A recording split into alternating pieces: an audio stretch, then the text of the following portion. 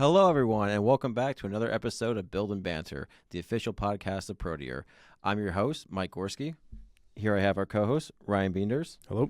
Back by popular demand, our customer service specialist, Martin Aster. Hello. And we're very happy to have our head R&D engineer here, Riley Beenders. What's up? How you doing, Riley? Good. How are you? Good. I'm doing well.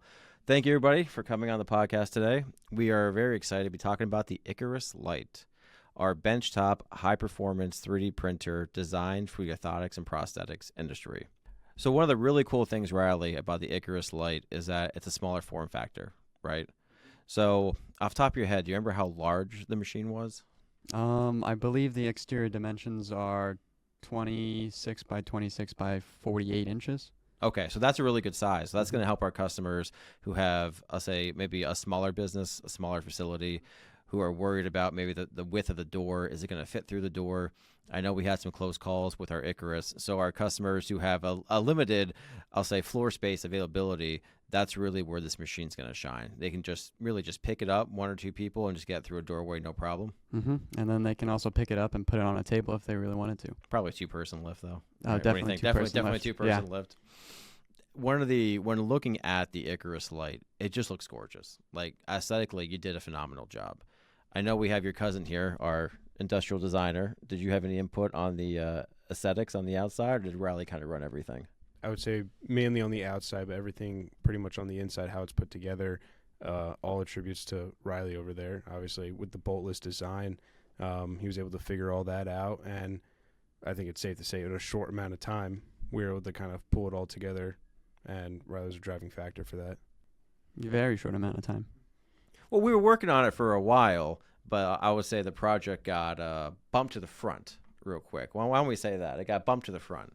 We always knew we wanted to do a benchtop high flow, but definitely with the acquisition from PROTEOR, it became very clear that we needed a benchtop high flow machine that could deliver on definitive sockets. Mm-hmm. Yeah. So Ryan, when you were looking at it, and Riley, I think it came down to you too. This is going to be a silly question, but let's talk about the exterior for a second. All right. We had a lot of internal dialogue about doing the rounded edges like the ICARUS or the chamfered edges. Yes. Right. I know this sounds silly, but we went back and forth a lot on this. Ultimately, I think you and Riley both agreed to do the chamfered edges on the machine, right? Yes. And I lost. I wanted the rounded edges. Yeah, you wanted the rounded edges, but I think I was pushing really hard for the chamfered edges, and Riley agreed with me on that point. I just like how it looks on our larger formatted Poseidon. And I think it's a differentiator between the ICARUS and now the ICARUS Lite. Definitely. It also came down to cost. Of course. That's true. Mm-hmm. It was cheaper to do that. Yeah, to do a smaller bend radius than our normal machines would have cost a lot in tooling. It definitely would. So, like I said, the exterior is beautiful. I love the powder coat choice. I love how we have the PROTEOR logo on it. But let's jump into the inside. Mm-hmm. So the ball screws, we've always used ball screws here at Film Innovations and PROTEOR Printing Solutions, now also known as PROTEOR Print. So we have a couple different names here. But we went back to the ball screw design. I really like that. But with the ball screws, it's kind of cool how you can now, with the Z-axis, do a more of an automated bed leveling process, right? Because we're using open loop motors instead of closed loop motors. Mm-hmm. So can you talk about the bed leveling process and using the open loop motors and the ball screws? Yeah, so by using the open loop motors, the board can actually read the voltage and the current running through the motor. So when the motor bottoms out or runs into something during the homing process, the board can read it and kind of stop the motor from keep on skipping or turning or moving. And it also helps the machine, just like with longevity. Definitely. And so when you're doing the Z-axis, right, and we're using 3 ball screws, so a triangle pattern is what we're using to pick up and down. Let's just say, God forbid, one of those ball screws, something happens during shipping, right? And let's say instead of a nice flat bed, it's cattywampus, right? She's down on one side. She's having a hard time. She's really tilter-kilter on this one. So customers can look at it and go, oh no, something happened during shipping. What happened to the bed? It's totally out of whack. It's not flat anymore. How are they going to correct that? Is it easy for them? Is it hard for them? What's that process looking like? It's one button, and the machine will self-correct itself. The easiest way to explain it is all of our previous machines used four ball screws. And when you have four, if one of the points is a little above or below, you kind of get a wobble. It's kind of like a table. But then if you shift one of the ball screws to like the middle of one side, then you have 3 points where it can kind of self-level itself at any point.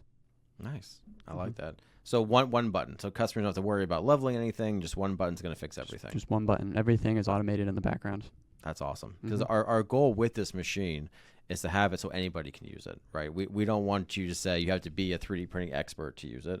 We don't want someone to say you have to go to all these online training courses, learn how to use a 3D printer, watch all these YouTube videos. We want you to be able to take it out of the box, plug it in, and just work. And so what you're telling me, if one button just levels everything, that sounds like a dream come true. Oh, yeah. I love that. Man, Yeah. Nice work. I would say that our goal with this, with the ICARUS Lite, and going forward with the ICARUS and implementing the new technologies, is to really simplify and automate the process for any clinicians or anybody that's using our printers. That way, there's less variables that go into starting a print every single day and restarting prints. And that way, we can simplify things and keep it easy for the clinicians and any other users that might be using the printer. Yeah, definitely. Well said. Very well said. So now we know about the ball screws, we know about the outside, but we all know the extruder is the heart of the system, right? The extruder is really where the magic happens. And we're using a very heavy filament extruder, something that you don't see many other companies using, but we're using it for a specific purpose, and that's the Typhoon high flow extruder from Dies Design. And Riley, I know that you love that product. You know it very, very well. Can you tell our listeners a little bit about the Typhoon, why we chose it, some of the unique features of that? Yeah, so my experience goes all the way back even before the outside of the Typhoon was designed and made. So we had the Typhoon back in the day with exposed heater coils and wires and all this other stuff just hanging out. That was the best version. It was really good. But now they moved from that. That version was kind of like kind of one nozzle, one size. That's what you use. Then we moved into the current version, which looks pretty, but also the heater core at the bottom is swappable. So it's just one giant bulkhead connector in the back and basically a little thumb screw. And you can switch from a 0.6 to all the way up to a 2.5. I love that. And so in terms of changing out the nozzles, which we call heater core here because it's one full assembly, right? You've seen other 3D printers, and you have a little adjustable wrench, maybe an 8 or 6 millimeter, socket, and you're yelling, you're cursing, like, "Why I'm going to break this thing," and then you snap the heat break right off. What tools do you need to switch out a heat break, and how long does it take? Well, you need your thumb. And I got 2 of those. Maybe a pointer finger to squeeze the connector in the back, but other than that, that's it.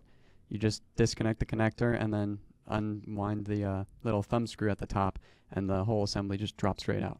So you're telling me if we have an untrained person and we show them how to do this, 20 seconds, 30 seconds? Maybe a minute at most if the thumb screw is a little tight. Okay. But yeah. All right, so we got the Typhoon, and for the O&P industry, is it safe to say we're really focusing on a 0.9 nozzle and a 2.5? Yeah. I know it may sound obvious to our 3D printing users, but to our new 3D printing users out there, the difference between a 0.9 nozzle and a 2.5. Can you give our listeners a little background on why we have 2 different sizes? Yeah, for the 0.9 nozzle, it's mainly for our like higher detail sockets, where even though we're not using a 0.4 nozzle, that is mainly the standard for high detail printing. The 0.9 offers high detail for socket printing, but also makes the socket just stronger because those layer lines can go down much wider and much taller. But then when you switch to the 2.5, all of a sudden you lose the detail, but in one pass you can get that strength and save a lot of time. Right, and that's where you're looking at maybe 5 to 6 hours for a fully trimmed out socket for, say, 90 minutes or so. Mm-hmm. Yeah. And real quick, over to you, Marty. You've done a lot of printing with both, right? A 0.9 and a 2.5. Yeah, for sure. So when you're doing these, we know the 0.9 sexier, cleaner, right? But 2.5, great for a PETG check socket. Let's just get it done, fit the patient, walk them around, fit it. We can throw the socket out. What's your favorite to print? I think 0.9, yes, it takes longer, but you can do a lot more with it when it gives more like customization for whoever's sending me a STL or whatever test print I'm doing. As the check socket or the 2.5 nozzle, you're a little limited to what you can do. But time saving, I would definitely say 2.5. So they have their flaws, but they both have their goods. So, yeah. .9. Pros and cons. Pros yeah. and cons. Flaws Right? and We don't want goods, to say flaws here. Yeah, we want to pros say and they have cons. pros and Yeah. cons. All right. Pros and cons. So, as our 3D printing technical service manager / head of customer service / jack of all trade, that is Martin Aster. When we get customer service calls here, would you say they're always, or 99% of the time, around what does a good first layer look like? Yeah. Yeah, 90% of my emails are definitely, hey, it's my print's looking weird. They send me pictures and they're either too close or too far away from, the bed. So, like a print, if you don't have a good solid foundation, the rest of the print, it's not going to fix itself. So that's probably 90% of the calls. And a lot of the customers see it as, oh, the machine might be broken, or my slicing settings are wrong, and then they start going down a rabbit hole of changing a bunch of slicer settings that worked in the past instead of just understanding what a first good layer looks like. So yeah, that's definitely probably number one on customer support is first layer. So getting a first layer to look great, right? Mission critical. We know we have to have that. And Ryan, this is where it'd be great to get your opinion, because you're the most recent one here at PROTEOR Print, right? So you had no 3D printing experience when you came here. Learned a lot very quickly. But when we told you what a good first layer looks like and what you have to do to make sure you have a perfect first layer, what was that experience? Because you have the freshest view than everybody else here. Yeah. Honestly, like even now, like without like the auto baby stepping or anything like that, I still struggle to baby step the machine myself to find the right layer width or how it's supposed to be going down. A lot of the times I'll get overlapping lines, or they're too thin and they're not touching. So, I mean, I'm still learning in that regard. Luckily I have all of you guys here, because if I'm trying to run a print and it's not working, I'll have Marty come over and he's just like, yeah, you're smashing it into the bed. He's like, it's too close. So, I mean, finding a way for us to do the auto baby stepping and kind of take that step out of it, it's going to save a lot of people time. And even myself, who is, yes, new to 3D printing, but it's been over a year now. Like, I've had plenty of experience running prints and still having issues every now and then. It's just going to make lives so much easier. All right, so just to recap real quick, we know that the majority of our customer service calls, what does a good first layer look like, right? So we have to fix that. We know from our freshest viewpoint here, Ryan, that getting the first layer is kind of annoying, right? You just want it to work. Yeah, it's just annoying. Right. Like, you don't want to keep. You don't want to keep going. It's the only thing on the machine that is the human side of it, that is not automated or, All right, and one of the things with the ICARUS Lite that I was really excited about was getting the automation process down for the perfect first layer. So we know if we want mass adoption of this printer, and if we know it's our biggest customer pain point, we want to fix it. So Riley, can you tell us a little bit about what we did here collectively as a team to get the perfect first layer on the ICARUS Lite? Yeah, so basically, previously we were using a little orange capacitive probe that was kind of fixed away from the nozzle and hovering, and that offset between where it triggers and the nozzle of the Typhoon, that varied. So that would also throw all of our first layers off. Now we're incorporating a strain gauge into the Typhoon assembly that mounts the whole gantry and moves around, and now it's going to use the nozzle to probe the bed with no offset or anything like that, no setting a Z offset, no setting, no baby stepping, and using the nozzle to get that perfect first layer down every time. That's going to be awesome. Really, and it sounds like such a simplest feature, right? But it's so critical, because like building a house, if your first layer, if your foundation of the house is off, the rest of the house it's not going to work. Like Marty said, the prints don't magically fix themselves. We know there's times we're looking at the print and we're going, man, I really wish it just fixes itself, but it's not going to. Yeah. Right? But like, what's great about it is that here in house, there have been times where testing the new strain gauge, where we've started prints, walked away to go do something else, got busy, started doing something else, and then you come back and the print's going, no issues. And it's kind of like a little aha, but kind of a, oh crap, like I didn't actually have to stand here the whole time and just Right. make sure everything's going down correctly. I could trust it to go do what it's supposed to do. Yeah, I'm really happy with the work we did on that, because we're really getting to that point now in 3D printing, at least in the prosthetics area, where we can actually finally press a button and get a result. Right? That's been our aim for years now. And I really think with the PROTEOR Digital Suite launching, this automatic bed leveling that Riley has done, and the string gauge implementation, I really think we're there. I think we're very close to getting, either we're close or we're there. I mean, what do you guys, let's go around the room. What do you think here? Ryan, would you think we're close? Think we're there? I think we're very close. You never want to say you're there. Obviously, I think like there's always room to keep improving on things, but we're damn close.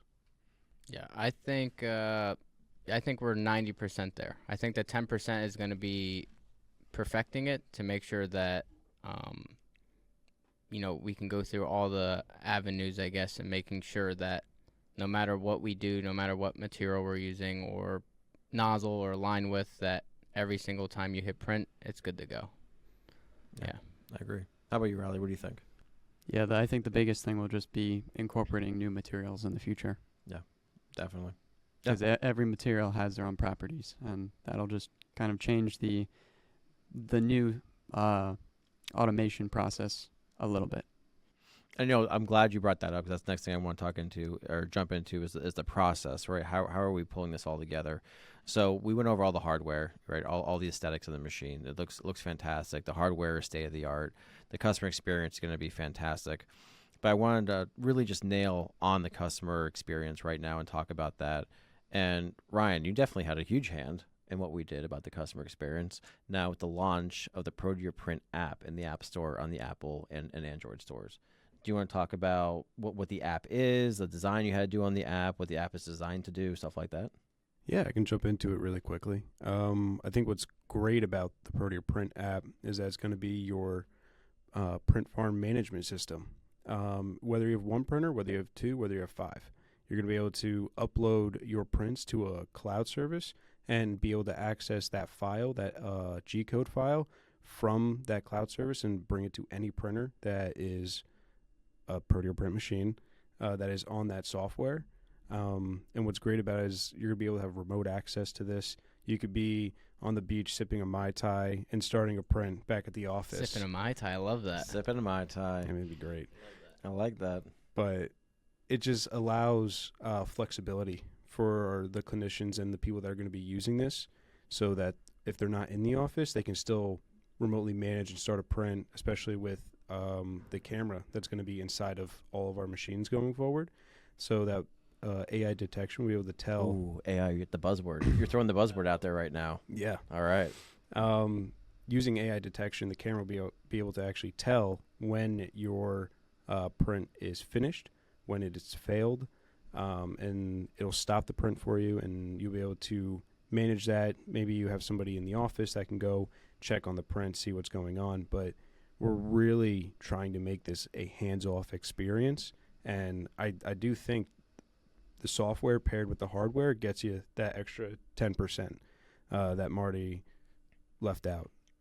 Yeah, I think, and just to piggyback off of that, I think, because right now, whenever we train someone on the machine, people come and go. People train new people. They take off days. They have 6 days.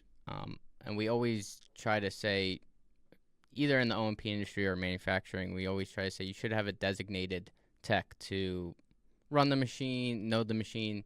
I think with the software and hardware that we've been working on, it's pretty much going to be anybody can really run a print, which, that's our goal, where it doesn't matter what background you come from or what your job is. If, let's say, for example, Ryan's the tech and he calls out sick, I can, he can call me in 30 seconds. I can start a print still, or just watch the printer while, change prints out while Ryan's doing it from home.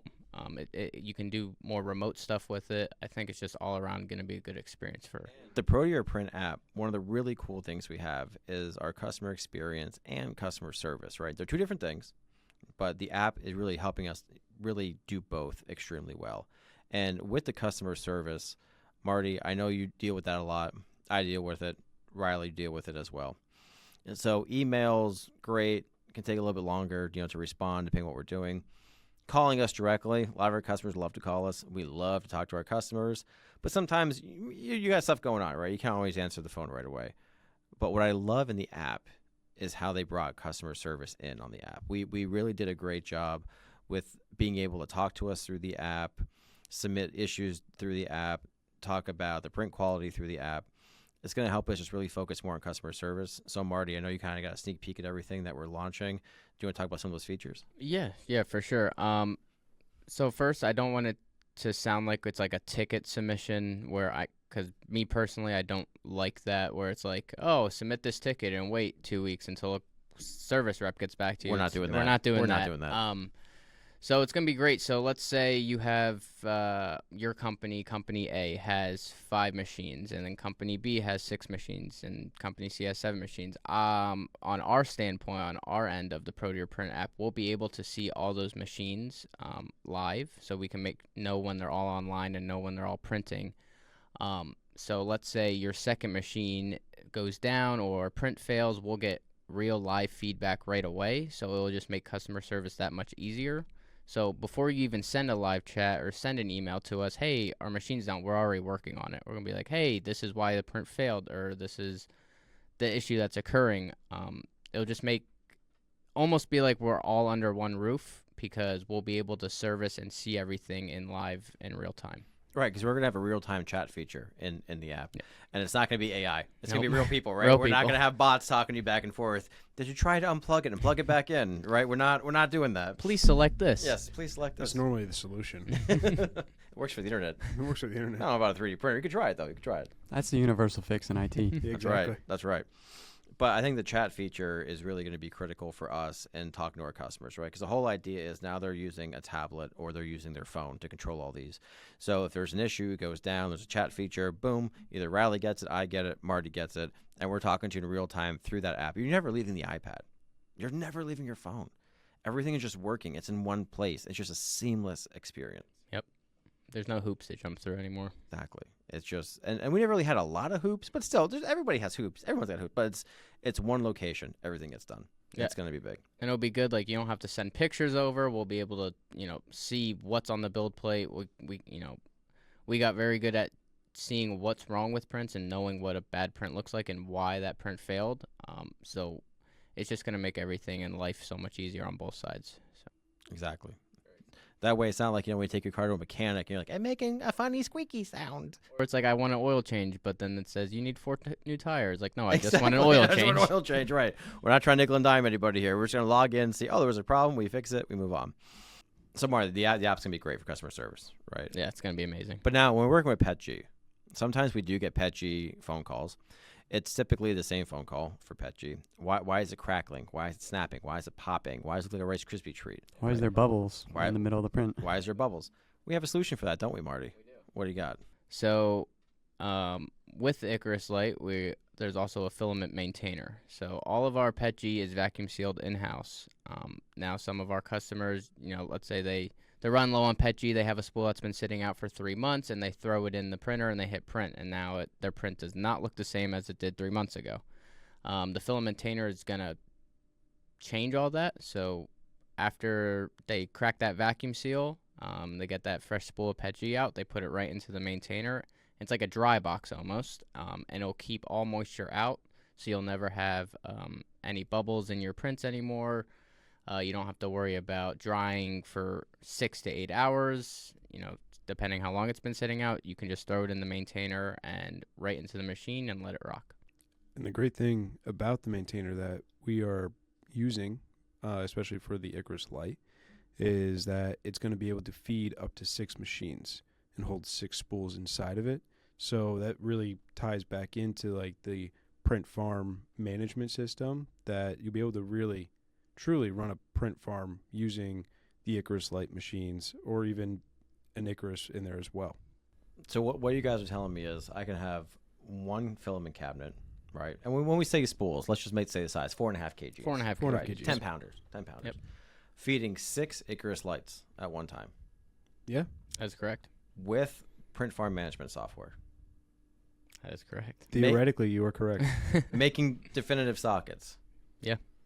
Or anything you want. Or really anything, right. So how much does all this cost? This just sounds too good to be true, right? You're telling me I'm getting a cabinet, one ICARUS Lite. I'm controlling it remotely, right? Cloud service, all that good stuff. Automatic slicing. It has to be like $75,000, $100,000. Well, let me tell you, Mike, we have a deal for you. Can you include shipping and handling, though? I don't want to pay any processing fees. No. Okay. Yes, we can do that. Okay. But the bundle that we're going to be rolling out is going to be our O&P bundle, which we already have soft rolled out a bit, but it's going to be a $25,000 purchase for an ICARUS Lite with the filament maintainer. And then $25,000. 25 grand. I'm good to go. Yes. That's insane. That's crazy to me. I guess. Is this real? Yes. Are you sure it's real? It's real life. And this machine makes definitive sockets if we use the PROTEOR software. Yeah. And we've tested this Yes. to ISO standards. Yes. 10328. Yes. We hit over 6,000 newton meters of force. Yes. And we have proprietary Chiron Max filament. We do. That usually about $40, $50, $60 for a BK to print. Roughly. So I'm making all this for $25,000. Yes. This is going to change the entire industry. Yeah, that's crazy. This is crazy. Yeah. It's not taking you a day to print a definitive either. So No. 5-6 hours. 5-6 hours. Should be able max. to start one at the beginning of the day and then start a second one at the end of the day. And say you have 2 of these ICARUS Lite machines, you could just do 4 in one day. So the idea is, right, and all right, yes, it sounds like trying to upsell our customers on the print farm. Of course we are, but let's be real here. We want you to have numerous ICARUS Lites. One designated for check sockets, one designated for your flexible inners, one designated for your definitives, right? And as we roll out AFOs and stuff like that through the PROTEOR software, because at that point you have one machine just dedicated. And I think that's a great idea. That's a great concept. You're not wasting your time. I have to go to PETG. I have to go to Chiron Max or Flexible. I have to purge it out and start it out. You just rock and roll. Keep going. Keep going. Results. Dedicate machine, dedicate material to that machine. I love the idea of the print management software, bringing this all together, especially for people in remote locations. It's going to be huge. People that do outreach work. It's going to be huge. Yeah. But all right. So now, so we got $25,000 out of the way. But I'm sure my facility, it probably needs some upgrades, right? Do I need compressed air to run any of this stuff? Do we need any compressed air whatsoever? Nothing. Nope. Great. Riley, what about electricity? I mean, this is probably maybe a 220. It's probably a 3-phase machine. What is this thing? Nope, runs off a standard outlet, 15 amp draw at most, and that's both with the machine and the maintainer running at the same time. That's crazy. So I need no special facility. I can just buy this thing, plug it in, and go. The only thing I do need is internet connection. That's the only thing we need for the cloud services. Yep. This is going to change everything, guys. This is going to change it. A lot of companies have been trying to do what PROTEOR has done now. I think a lot of other O&P companies will be playing catch up to this real fast. That's crazy. I'm excited. I am really excited. Super stoked. We've been hustling, working a lot, nights, weekends. It's been a little crazy around here. Yeah. Now that is 15 amps at 120. Yes. So for our European customers, that's a lot less. Yes.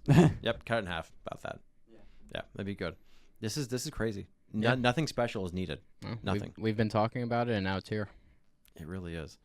It really is. And we kept it in the dark for a while. We did. Guys, this has been a fantastic podcast. I really think the four of us did a great job talking about the new hardware, the new software. Again, the actual digital suite, the scanning and modification software side of PROTEOR, we'll have to do another podcast on. We'll definitely need a processus for that to walk us through that because we are not a processus, and I cannot speak to the medical language. Can you, Ryan? Do you know anything about the medical? I don't know anything about that. But here's what I do know. We're walking away with today from this podcast with something great. We've launched truly, and I hate saying this phrase, I hate this, a game-changing product. And I don't like saying that. I feel like it's overused. But for $25,000, you're getting a machine. You're getting a dry cabinet. You're getting something that runs on your standard household electricity.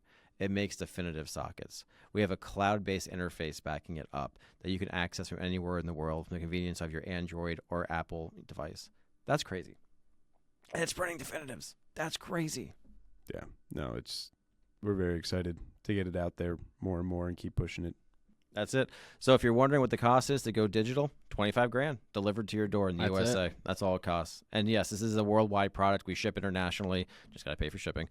But that's it, guys. We're really excited to be rolling this out. We're going to be doing a lot of fun videos and social media with the ICARUS Lite. We really hope you tune into our next podcast where we're talking about the next great thing on Build and Banter. I'm your host, Mike Gorski. Ryan, anything else you want to say before we sign off here? I got nothing. You're to add. Good? I think we covered all the bases. Are you ready to get to that beach, get your Mai Tai? I'm ready to get at the beach and get my Mai Tai. All right. Marty, anything else? No, I think that's it. Just super excited for the launch. I love it. He's Riley? going to join me for the Mai Tai. Yeah, join me for the Mai Tai. Might have to. You might. Riley? Nothing for me. I got to get back to work. All right, back to work. Guys, thank you for joining in. We appreciate it, and we'll see you in the next episode of Build and Banter, the official podcast of PROTEOR.